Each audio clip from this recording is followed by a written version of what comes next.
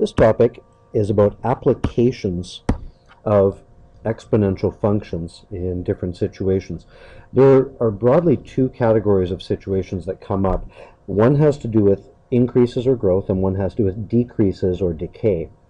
The wording can vary, but basically we have more and more and more over time, or less and less and less. Generally, a formula for exponential functions is this one. A for an amount. The variable may change depending on circumstances. For example, for population, we may say P is based on an initial amount, subscript 0 or naught, so we would say A equals A naught. Then we multiply by the exponential function, and the base will be constant, 1 plus for gaining a rate, or 1 minus for losing a rate.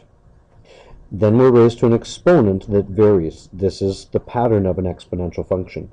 T represents time, and in some scenarios we will divide by a capital T, a different time that is a characteristic of the situation, like perhaps a half-life for a radioactive material. Now, another way that this can be presented, it's actually more common in advanced math, is to write A equals A naught E exponent kt, where k is a proportionality constant to make equal, and E represents a constant called Euler's number, and it is irrational. 2.718 is an approximation. Your calculator will give you about 10 decimal places, but it's a growth constant. We can leave it at that for now. Now, the first scenario for growth, this happens with things like money investments or populations. What happens in these cases is the base will be greater than 1, and so values will increase over time. You'll be using a plus sign here, 1 plus interest rate, for example, 1 plus the percentage rate quoted for a population, and so on. I have two examples. First up, investing. In investing, we often change the formula a little bit. We write A for accumulated amount, P for principal or starting dollar amount. There's the plus for growth. I represents an interest rate quoted in percentage, but used as a decimal. This is often quoted per annum, which is Latin for yearly. However, interest rates are often actually calculated differently than yearly. For example, it may be monthly, in which case this value n, the compounding period, would be 12 for monthly. If it was quarterly, n would be 4. If it were daily, n would be 365.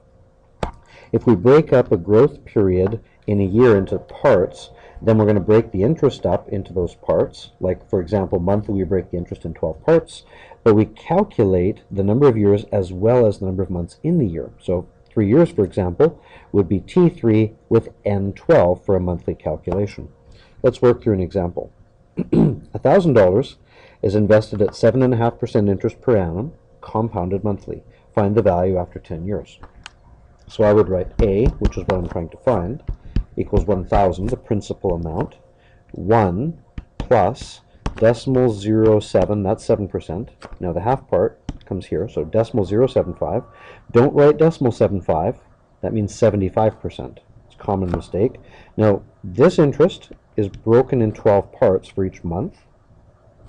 I'm calculating this over a 10-year period, so I will multiply by this base over and over and over 10 times, but in addition, for the 12 months in the year.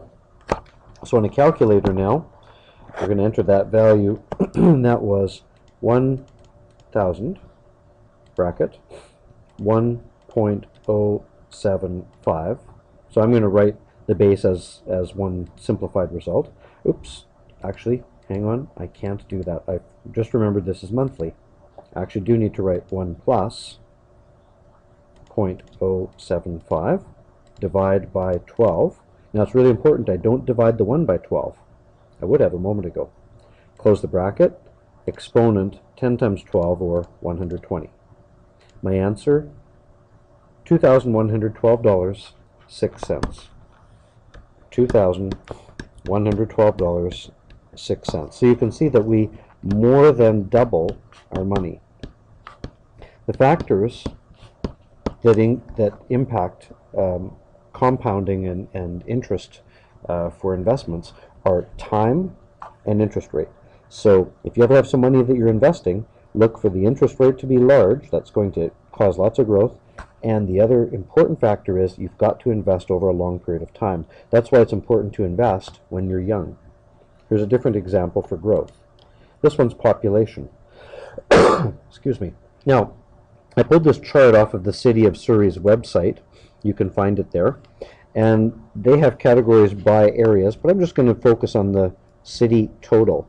Now, this year, 2013, it says that the city's population is just over 500,000, this figure on the far right. So my question is, what would the annual growth rate as a percentage be if the 2046 population is over 812,000, as it says in this chart? So these are estimates, these are projections, but they must be based on something. Let's see if we can figure out what they've assumed. Now, the future amount is that number.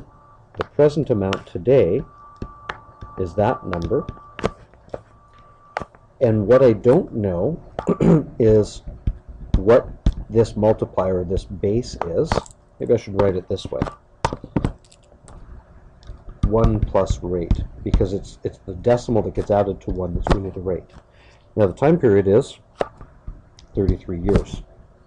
So I'm going to divide 812,200 by 502,000, and that equals 1 plus rate exponent 33.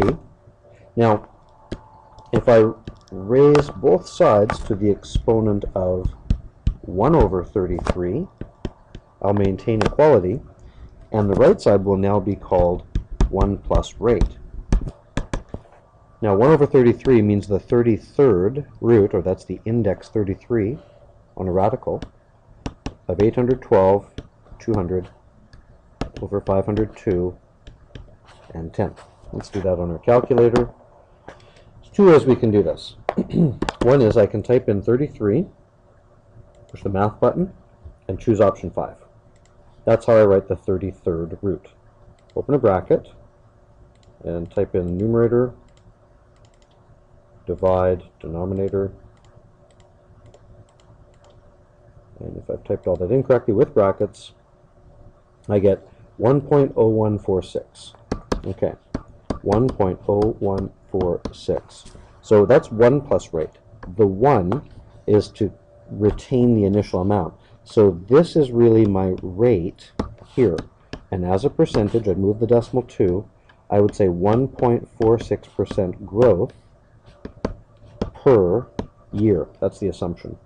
Now, it'd be interesting to see, and I'll leave this with you, what are their projections over the next 3 years or the next 8 years?